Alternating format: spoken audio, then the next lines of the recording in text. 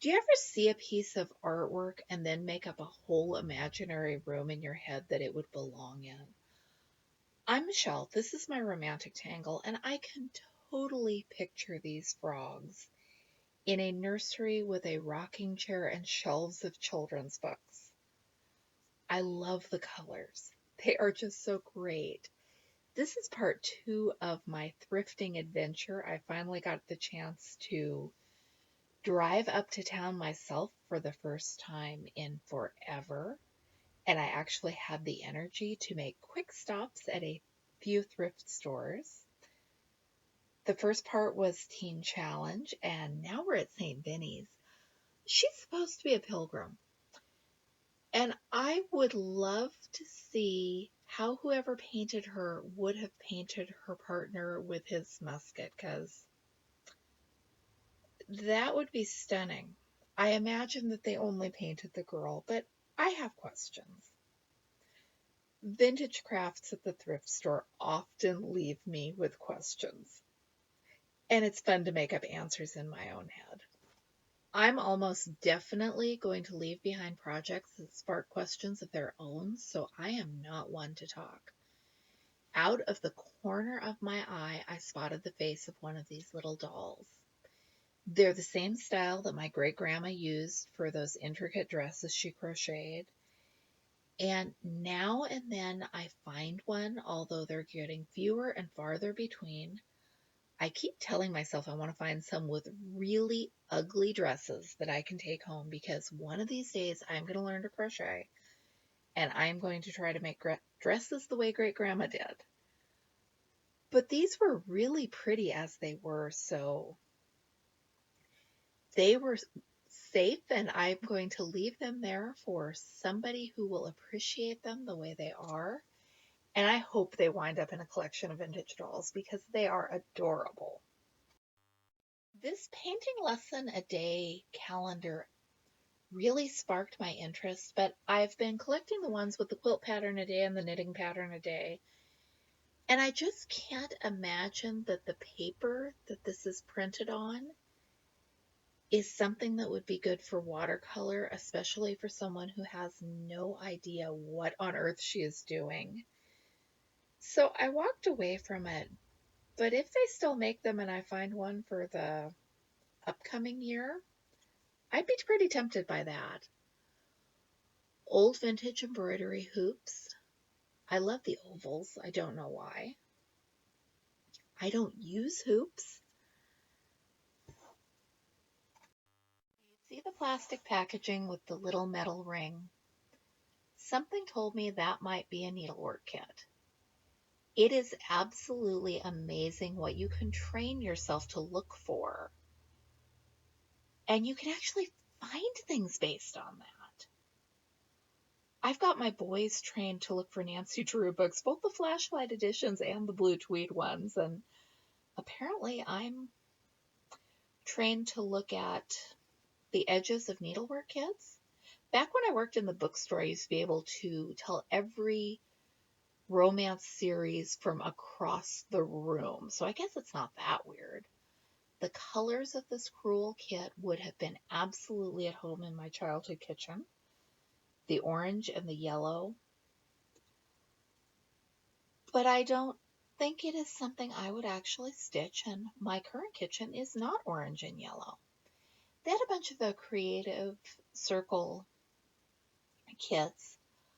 When I find these, they are always in groups, and I think that is because it was a multi-level marketing company with kind of a party model, so people are finally getting rid of the stock that they never were able to sell. At least that's my guess. Look at this clock. Is that not the most adorable thing? And it was unopened and it had the clock mechanism. Who knows whether that would still work at this late date? But it is so cute. I keep finding clocks that I want to stitch. And I don't know if I'm ever actually going to stitch one, but either I'm going to have a sewing room with 14 stitched clocks in it, or I'm never going to have one at all.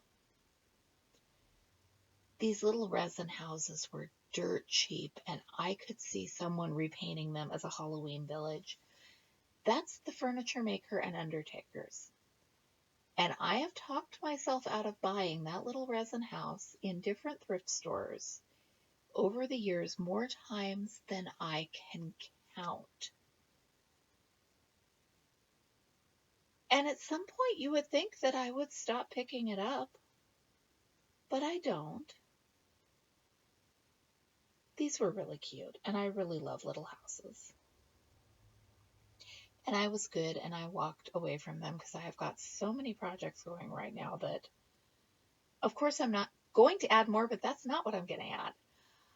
I was at the other St. Denny's, heard someone say mid-century modern, heard them say, oh, what a shame that it's cracked, and went over to see what they had walked away from. Look at this radio and phonograph. It's a little tiny end table. I think when they said mid-century modern, they were actually referring to this piece, but I'm glad I overheard them because I don't think I would have spotted that little radio all on my own. And if it hadn't been cracked, it might have come home with me. Would have been hard to explain, would have been hard to wedge into the back of my son's car, but sometimes we do dumb things at thrift stores. Look at the expression on this bear.